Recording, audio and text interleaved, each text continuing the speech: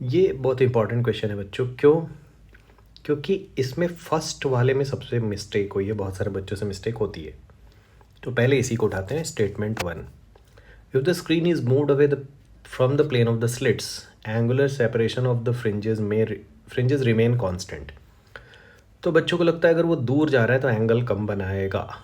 ठीक है, देखते हैं ऐसा है कि नहीं। इसको दो मेथड से बता रहा हूँ मैं, ध्यान से देखना। सपोज़ यहाँ पे स्लिट 1 है और ये स्लिट 2 है, और angular separation between the fringes का मतलब, मान लो यहाँ पे एक फर्स्ट ब्राइट बन रही है, यहाँ सेकेंड ब्राइट बन रही है। ये वाली ब्राइट फ्रिंज यहाँ जितना एंगल बनाती है उसी को आप बोलते हो एंगुलर सेपरेशन। ठीक है, इस थीटा की वैल्यू। तो अगर मैं स्क्रीन को दूर ले जाऊँगा तो क्या ये थीटा चेंज होगा? क्या नहीं, विड्थ जरूर चेंज हो जाएगी। ध्यान से देखना, W होता है डी लैम्डा बाई डी।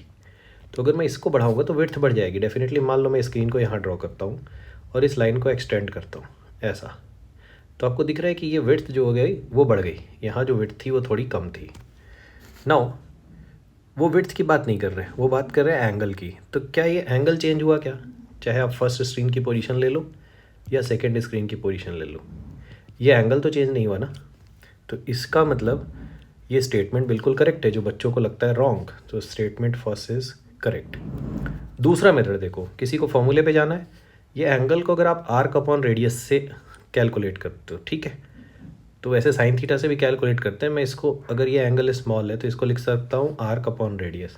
इस एंगल के लिए जो विड्थ है ना, ये वही तो आर्क है। ये वाली लेंथ यहाँ पे आर्क के जैसे काम कर रही है। और अपॉन रेडियस कौन सी डिस्टेंस है? ये स्क्रीन की जो डिस्टेंस है डी। ठीक है, तो डिस्टेंस लार्ज है तो हम उसको ऐसा लेते हैं। तो ये जो एंगुलर सेपरेशन आता है वो लैम्डा बाई डी आता है। ठीक है, लैम्डा बाई डी। देखो इसमें कहीं कैपिटल डी का टर्म है क्या? नहीं। तो इसका मतलब ये कैपिटल डी पे डिपेंड ही नहीं करता है। तो आप ऐसा डायग्राम से देख लो कि मैं मूव करूँगा अवे तो एंगल चेंज नहीं होगा, और अगर आप डबल श्योर होना चाहते हो तो इस एंगल से देख लो। तो ultimately first is correct. Second लिखा है, अगर मैं लार्जर वेवलेंथ यूज़ करूँगा तो एंगुलर सेपरेशन जो होगा वो फ्रिंजेस का वो डिक्रीज़ होगा। तो दिख रहा है आपको कि ये फॉर्मूला अगर आपने निकाल लिया तो दोनों पार्ट में काम आ जाएगा आपके। अगर मैं लार्जर वेवलेंथ मतलब लैम्डा अगर इंक्रीज़ करता हूँ तो थीटा तो इंक्रीज़ होगा ना, और ये बोल रहा है डिक्रीजेस, इसलिए क्या है, बिल्कुल रॉन्ग है।